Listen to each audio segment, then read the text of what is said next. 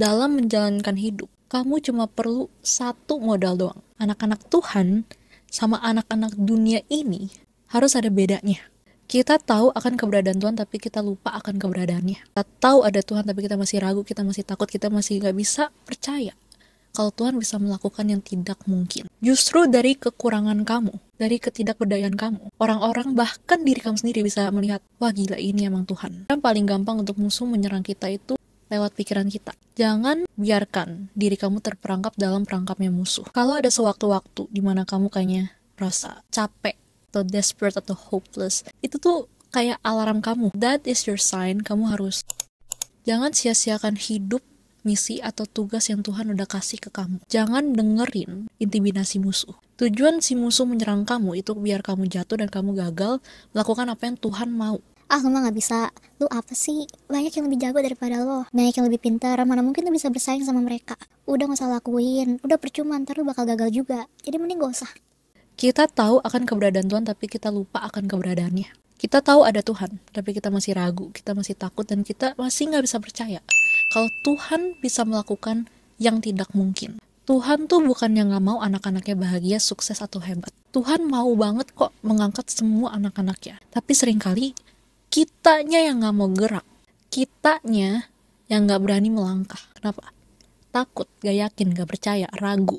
Seringkali kita itu yang menggagalkan rencana Tuhan dalam hidup kita. Tuhan udah jelas-jelas nih kasih tau kamu, nih ya nanti kamu begini-begini, lakuin ini, A, B, C, D, F, G, udah di-listin semua secara rapi. Tuhan udah jelas-jelas kasih tahu kamu rencananya kepada kamu. Tapi otak kamu itu yang kadang it's hard to say ya. Ini seringkali kalau Tuhan meng-reveal rencananya atas hidup kita. Masa sih? Masa iya ntar gue kayak begitu? Kayaknya kalau gue ntar begitu gak mungkin deh. Apa gue salah denger ya?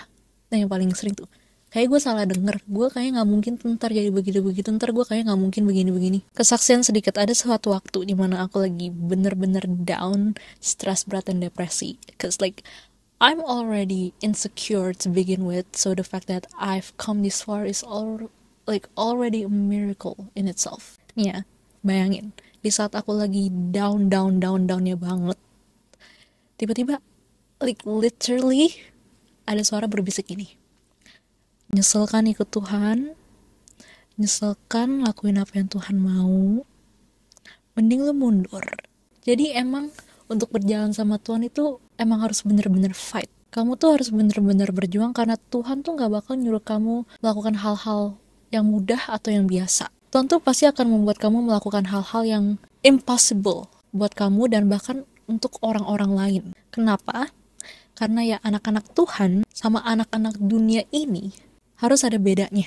Karena kalau pekerjaannya gampang atau kamu bisa melakukan tugas atau misi dengan kekuatan kamu sendiri, ya apa bedanya kamu sama orang-orang dunia ini? Di mana kuasa Tuhannya? Justru dari kekurangan kamu, dari ketidakberdayaan kamu, orang-orang bahkan diri kamu sendiri bisa melihat atau realize, wah gila ini emang Tuhan. Harus ada perbedaannya. Justru Tuhan tuh akan membuat kamu melakukan sesuatu yang kamu rasa di luar kemampuan kamu, di luar kapasitas kamu, di luar comfort zone kamu, supaya kamu hanya mengandalkan kuasanya Dia, bukan mengandalkan kekuatan kamu sendiri. Kalau Tuhan udah kasih tahu kamu, nanti kamu ke depannya harus ngapain, misi kamu apa, ya udah fokus aja, fokus kerjain dan selesaiin misi yang Tuhan udah kasih ke kamu. Jangan fokus gimananya.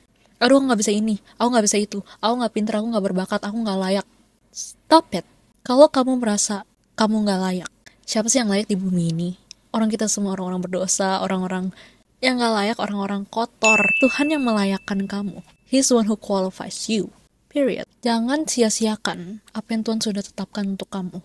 Lagi, justru dari kekurangan kamu, ketidakmampuan kamu, Tuhan bisa bekerja secara luar biasa. In you and through you. Justru dari kekurangan kamu, ketidakmampuan kamu, ketidakberdayaan kamu, Tuhan dapat berkarya dalam hidup kamu. Tuhan bisa menyatakan kuasanya melalui kamu. Bukan kitanya, kita. Diri kita itu udah gak penting lagi. Kitanya udah gak ada. Cuma hanya ada Tuhan. Kita semakin kecil, Tuhan yang semakin besar. Jangan pakai atau andalkan pikiran manusia kamu. Lihat segala sesuatu dari sudut pandangnya Tuhan. Dalam menjalankan hidup atau melakukan apa yang Tuhan mau dalam hidup kamu, Kamu cuma perlu satu modal doang. Taat. Udah cukup. Taat doang. Dan lihat bagaimana Tuhan membukakan jalan untuk kamu. Lihat pintu-pintu yang Tuhan bukakan untuk kamu. Taat. Dan lihat bagaimana Tuhan mengangkat dan membela kamu. Bodoh amat orang lain mau bilang kamu gila or whatever they want to say about you. Karena tujuan kamu hidup seharusnya itu bukan untuk menyenangkan orang lain atau orang-orang di dunia ini. Kamu itu hidup untuk menyenangkan Tuhan. Musuh akan coba cari gimana caranya supaya kamu tidak berjalan dalam rancangan Tuhan. You are a threat to him. Jadi dia akan cari gimana caranya agar kamu tidak masuk ke dalam misi kamu. Karena walaupun dia nggak tahu misi apa yang Tuhan kasih ke kamu, karena dia nggak mau tahu, he knows whatever it is that you're doing, you will put him in danger. Jangan biarkan intimidasi atau bisikan musuh membuat iman kamu goyah. Jangan biarkan musuh mengganggu konsentrasi kamu. Terus aja fokus sama Tuhan. I think I've said this like a million times now, but seringkali yang bikin gagal itu kita, bukan si jahat. Si jahat itu kerjanya bisanya nyumbang-nyumbang ide. Si jahat itu kayak marketing. Itu kayak seru, itu kayaknya fun, ini asik, itu kayak keren. Ya pokoknya dia akan taruh berbagai macam godaan depan kamu. Jadi yang lemah, yang rapuh, yang gak pinter, itu kita. Kita itu yang ya harus pinter-pinter sendiri, harus waspada. Kita harus jaga hati baik-baik. Kita harus jaga pikiran kita, fokus kita baik-baik. Musuh bisa coba mengintimidasi kita dengan berbagai cara, tapi kalau kita fokus sama Tuhan, kita dekat sama Tuhan, semua itu gak bakal mempan. Think of God as your shield. You know that shield over Wakanda. Jadi kalau ada serangan masuk or whatever it is, gak bisa nembus. Yep. So, if the enemy successfully attacks you, that means you have let your guard down. Pasti ada sesuatu yang gak beres. Kalau ada sewaktu-waktu dimana kamu kayaknya rasa capek atau desperate atau hopeless, itu tuh kayak alarm kamu. That is your sign kamu harus datang ke Tuhan. And just sit in His presence. Kalau aku nih pribadi, kalau misalnya aku udah rasa capek gitu atau udah diambang-ambang burnout, worship always works for me. Setiap kali habis worship, literally badan tuh kayaknya rasanya enteng banget. Semua orang masih berbeda-beda. Mungkin untuk kamu akan lebih suka baca Alkitab, doa. For me is worship.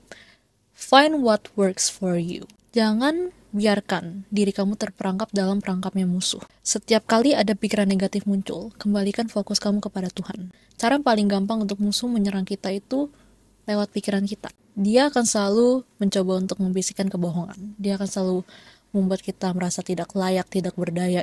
Pokoknya si musuh ini sering banget bermain dengan either insecurities kita atau masa lalu kita. Jadi setiap kali musuh menyerang kamu, you better remind yourself of who you truly are.